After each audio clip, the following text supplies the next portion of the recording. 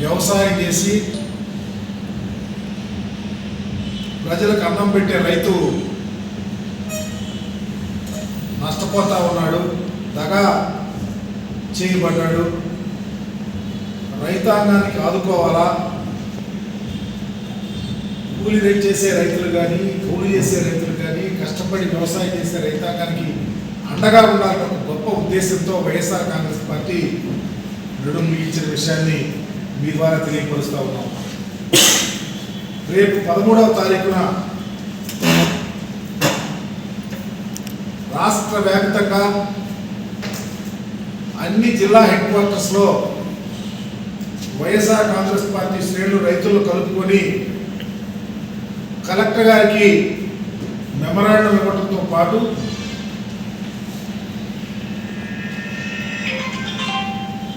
రైతుని కాపాడండి, రైతు మీద ప్రత్యేకమైన దృష్టి పెట్టండి, అలాగే మీరు సూపర్ 6 అన్నారు, మీరు ఇచ్చిన హామీని నెరవేర్చండి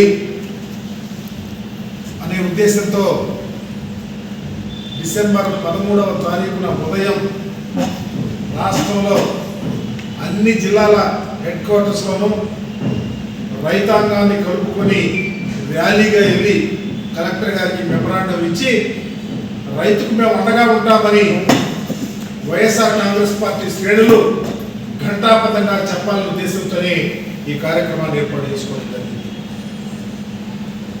ఎలా మోసపోతా ఉన్నారు, ఏ విధంగా నష్టం జరుగుతూ ఉంది,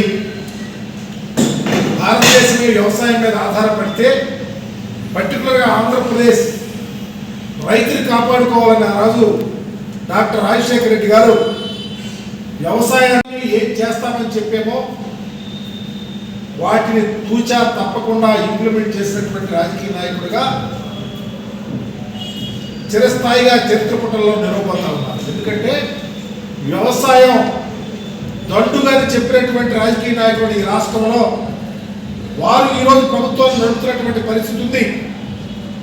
ఆనాడు జగన్మోహన్ రెడ్డి గారు మీరు వ్యవసాయాన్ని దండుగా అంటూ ఉన్నారు, కాదు కాదు వ్యవసాయం పండుగలాగా చేయాలా, రైతులు ఆదుకోవాలా, రెక్కాడితే డొక్కాడినటువంటి పేదలు ఈరోజు కౌలుకు తీసుకొని వ్యవసాయం చేస్తూ ఉన్నారు.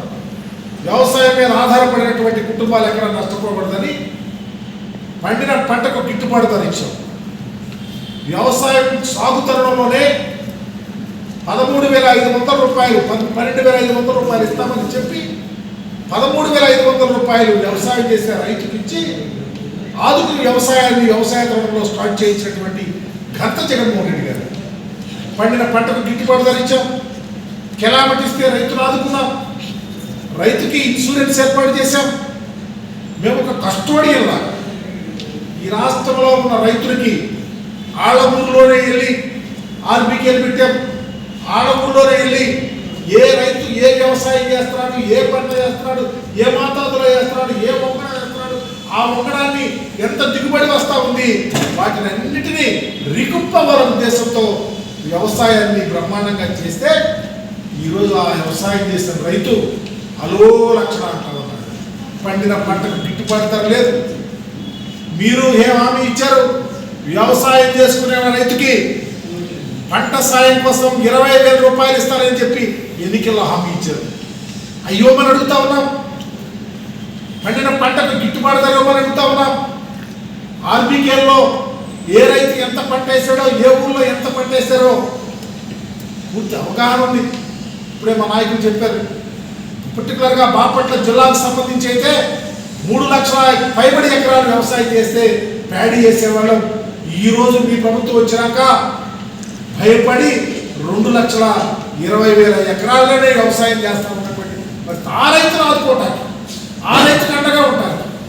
మీరు ఏం చేస్తూ ఉన్నారు, కెలామిటీస్ వస్తే ఏం చేస్తూ ఉన్నారు, గింజ తడిస్తే ఏం చేస్తూ ఉన్నారు, తేమ శాతాన్ని ఏం చెప్తా ఉన్నారు. మీ మంత్రి ఏమో 20% అంటాడు, 25% తడిచినా తీసుకుంటామన్నాడు. పలికే నాదుడు లేడు. మిల్లర్స్తో మీరు పొలారిటీ అయిపోయారు. మిల్లర్స్ వచ్చి దళారీలు వచ్చి ఈరోజు పల్లగొడతా ఉంటే రైతు చేతులు ఎత్తేసి అరువు లక్షణ అంటా ఉంటే వ్యవసాయం చేయాలా వద్దా, ఈ వ్యవసాయం మీద ఆధారపడినటువంటి పేద రైతులు కూలి రైతులు వాళ్ళ గతి ఏంటని చెప్తా ఉన్నాం.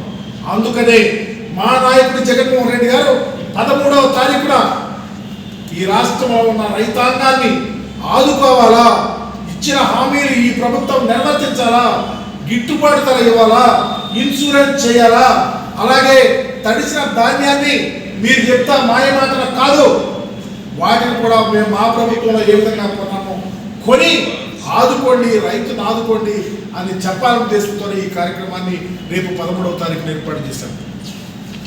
జిల్లాకు సంబంధించి అన్ని నియోజకవర్గాల్లో ఉన్న నాయకులు, రైతులు అందరూ కలిసి రావాలి. ప్రప్రథమంగా మేము